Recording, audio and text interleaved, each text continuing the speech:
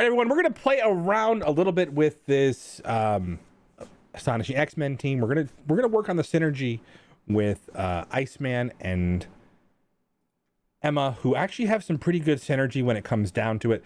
Only concern we're going to have is how much energy are they getting, how much power, how quick these guys are to survive. And we're just going to go through and auto the early raids. Now, again, I have them at level 80, GT 12. They are, many of them are 7-star. Some of them are high red star. You will see that. I got pretty lucky on Kitty and finally got some luck on Iceman. If you guys didn't notice my 7 red star Black Bolt pull, cough, cough. Yeah, that was definitely a moment in of itself. So this offense down is actually pretty key. There's that initial slow. And so there's additional attack on each turn is going to be important to watch here. These targets have slow.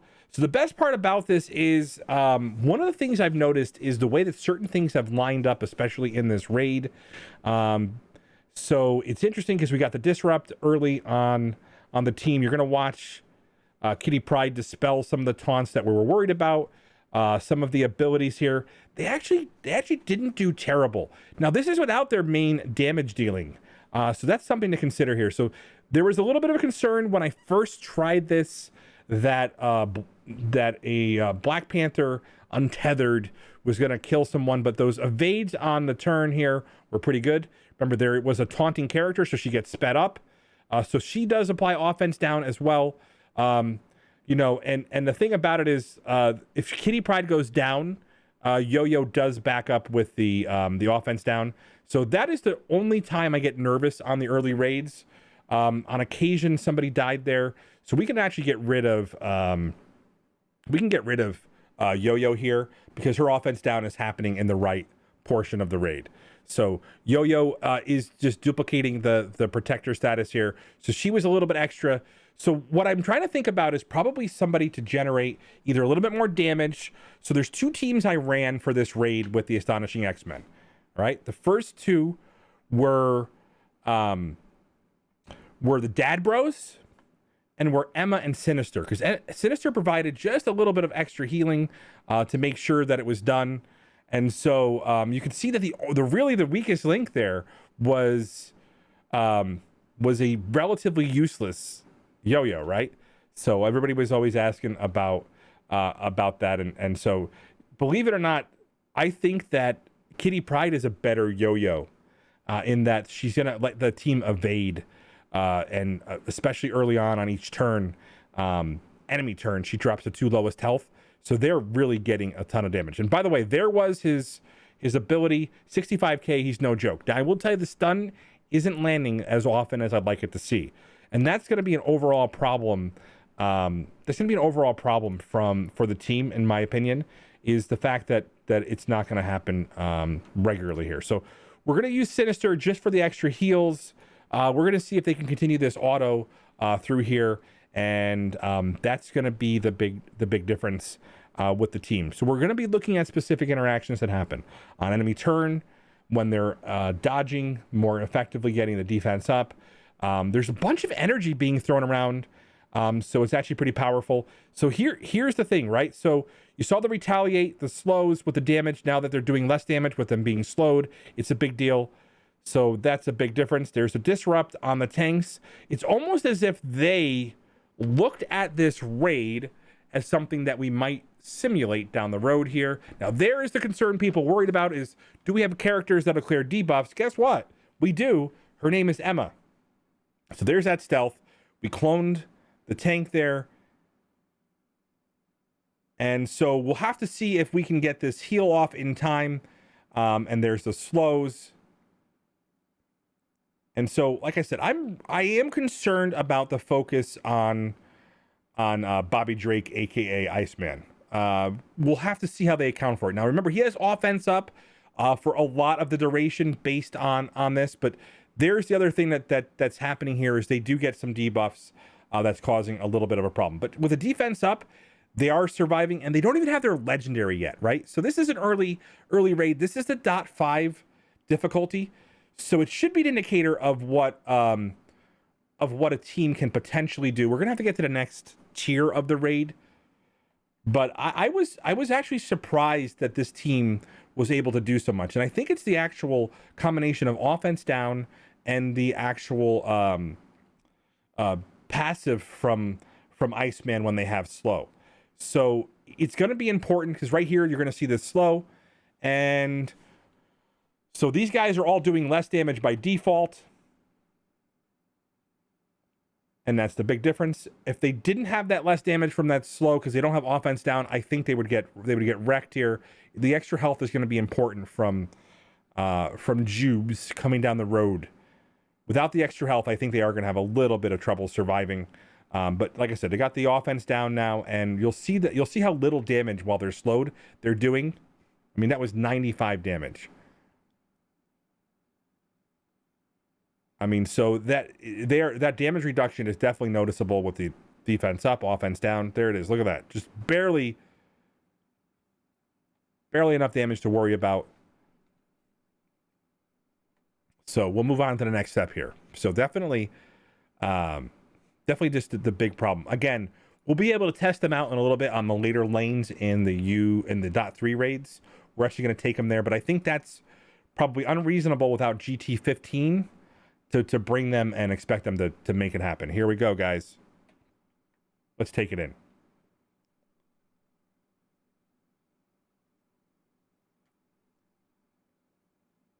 We're going to take a look at this raid again. This is a little bit more challenging portion. We're into the later tiers. So auto, it's just, most of us have teams that can auto these raids at this point. So the concern is, did we get a better team as a result?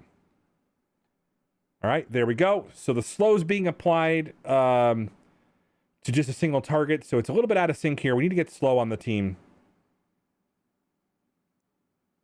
There's the evade. And then she drops the stealth here. Okay, now we'll see the defense up for the right members of the team. And so we really need Emma to drop her slow so we can watch the additional damage. So we're right about now here. There's her diamond form. They're all in slow. They're doing less damage with the passive.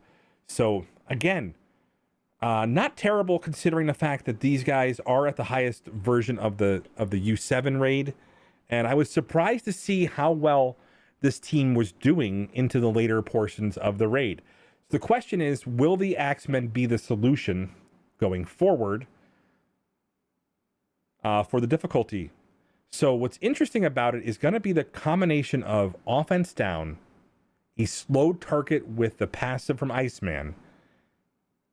I think they're just going to be such little damage that I think we're going to be pretty happy with this team.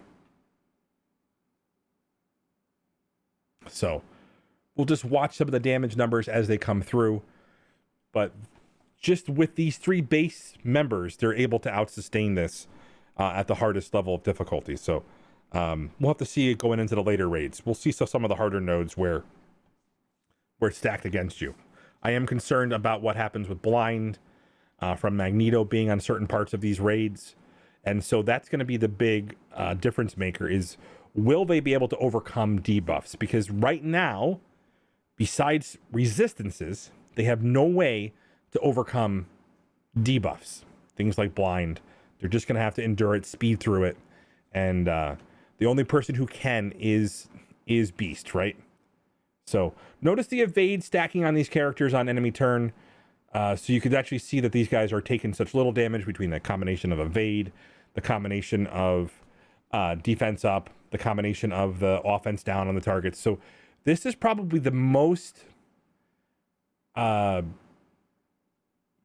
defensive team I've seen as far as the least amount of damage taking from any of the teams I've tried. So the .3 raids, the Greeks are also a bit of a challenge because with some of the raid, like the global nodes from the last raid, the alpha that we just did, you're not going to have a full global team because one of the most important members is Cosmic. In my opinion, Emma may be a suitable replacement, but that'll come down to it may be Emma or Sinister depending on the node. So we're getting into the second tier right now. We're past that first raid. We're going to do the mechs and minions. So these guys are at full health. So they finished at full health, which, like I said, was definitely a little bit of a surprise when I started pushing the harder raids over here, that they were able to get this done. Now, the Mechs and Minions node is something that is front-loaded with a ton of damage. If you don't get War Machine and Iron Man controlled, so the slows go out right away, then they do a lot of extra damage. So the Disrupt's going to be helpful on them. And notice they're in the middle of the raid, which I thought was kind of interesting when I thought about just raid design, that the big damage characters were there in that regard. And so there it is, half health. So Beast will actually get speed ups when Jubes is present. Oh, and there it goes. So Beast is down. So a lot of the different things that are going to happen, that's just the offense up right there. So those targets didn't get slowed. They're getting them cleared by that. So that's going to be a problem. And, you know, honestly, like I said, this is the thing about releases, that without a legendary, when it's anchored by a legendary team, it just doesn't always perform right there. So if he actually wound up being a lower health character, and again, there's the offense down, will it be enough to keep these guys alive throughout this and have a single res? That'll be the question going forward. So it is interesting to see the timing of the abilities here. So that offense up is going to hurt, but the slows are happening at the right frequency to keep all the damage from stacking up against the targets here. So definitely Emma does make them potentially a global team if we're talking about losing Bishop here.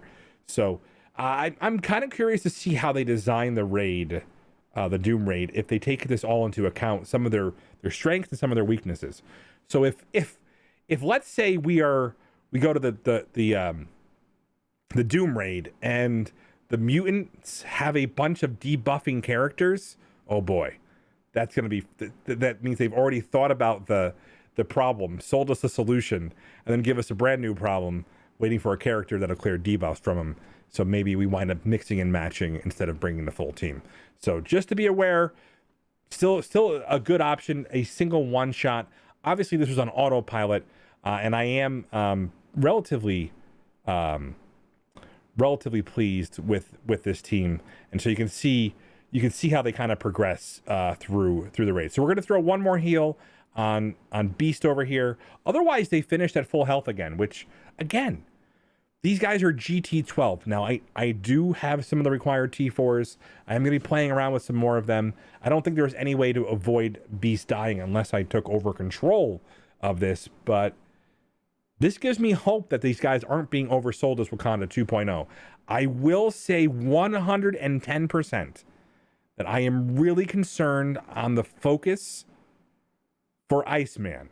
Although I do think he's going to have offense up for a good portion of this, where it may make a difference going forward. So we'll have to see. From that, it may be that we're going to have to look at what's going to happen with the skirmisher level 5s. If there is a new version of the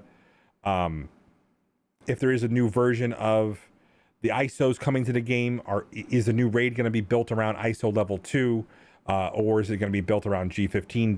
That may not be something we know right away. And so there it is. There's the War Machine ult. Really didn't have a chance to get that damage stopped. Can they recover in time because of the taunts with the offense down? I don't know. There's a single evade there, but the assist is going to cost them. And that's another thing that I will tell you, that the evade on enemy turn is nice, but assists, just like Pimtech, was a weakness. And yeah, well, all they have to do is put a character like Elsa in the raid, and it's going to make these guys feel less powerful. So we'll be watching for that when we look at how they built the nodes. So these guys falling out of here. Just a couple of the assists from Star-Lord, the bait of their existence. So probably don't beat Guardians with that early encounter. So just watch for assists, because again, that's just a lot of damage, multi-attacks with the evades. Ghost buff, obviously she's no longer evading.